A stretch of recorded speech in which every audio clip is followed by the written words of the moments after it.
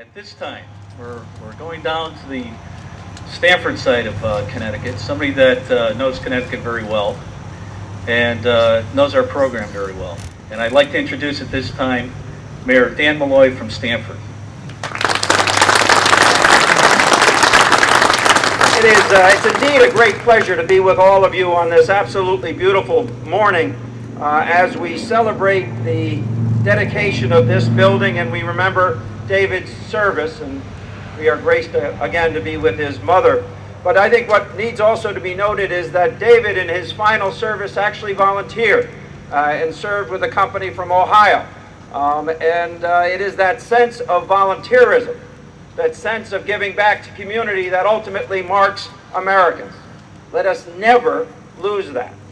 And let us, in honoring his memory today, also honor the fact that he stepped forward and went above and beyond the call of duty. Thank you very much for your son. I got to tell you something. My good friend Chris Dodd is with us today. Now, Chris is an unbelievable United States Senator, having accomplished things over the course of his career which are truly spectacular. Literally making the lives of working men and women of this country better and stronger. He has dedicated himself to that cause. I have to tell you, I was with Chris Dodd when he gave an address at the Chamber of Commerce in Stamford yesterday, and I have to tell you, he delivered one powerful message about the middle class of America and about its need for reforms and the provision of medical insurance. He also spoke so movingly about the need to reform some of our systems of governance, particularly when we're talking about big business and banking and the excesses which we've witnessed. And I just want to say as a mayor how much I appreciate Chris Dodd's service to this nation and this state. Thank you, Chris, for all your service. I was asked to say a few words today, and I know we've had a lot of speakers, but I'm going to begin by telling you that William Francis Malloy, my father, was born in 1912, and upon his graduation from St. John's Roman Catholic School at 8th grade, he was pressed into service by his father to be an apprentice in the plumbing trade. Long before these unions existed in the state of Connecticut, or the unions that eventually came together to be 777. Long before all of the laws that protected families, my father learned his first trade as a plumber at the side of his father. And I can remember my father, who's been dead many years now, being the one guy who could go down and fix anything in our house or an uncle's house or an aunt's house, or as his children grew up in their houses. What's given to people who work with their hands and their minds, what's given to people who are trained to serve others, is a gift that lasts a lifetime. And it is a gift which has been underappreciated in this state.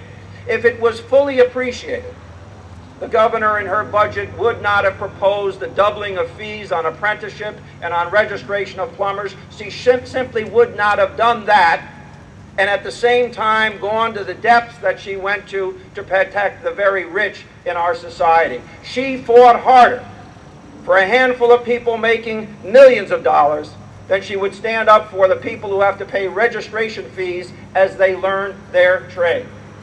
Another point that has to be made is the strength of PLA agreements. PLAs are not just to protect labor. They're to make sure that the job gets done right, that the people using buildings are safe for their entirety of the use of that building, to make sure that a middle class is protected. We need to celebrate PLAs, and I'm proud to appear before you as a mayor who has seen the construction of 2 schools in the last few years under PLA agreements, the first agreements in a public school system in southern Fairfield County.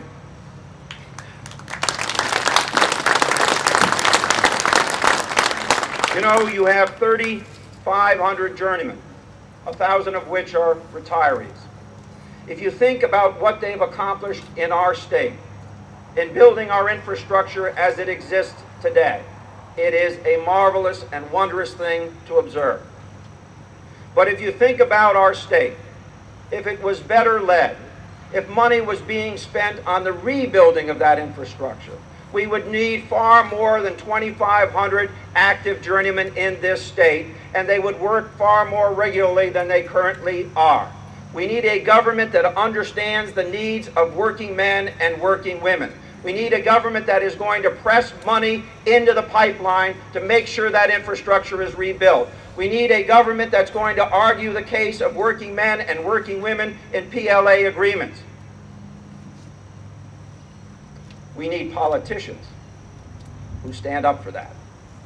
And they need to be recognized when they do. I offer myself as a friend and a co-worker to make sure that the infrastructure of our state is rebuilt, and you do the rebuilding. Thank you very much.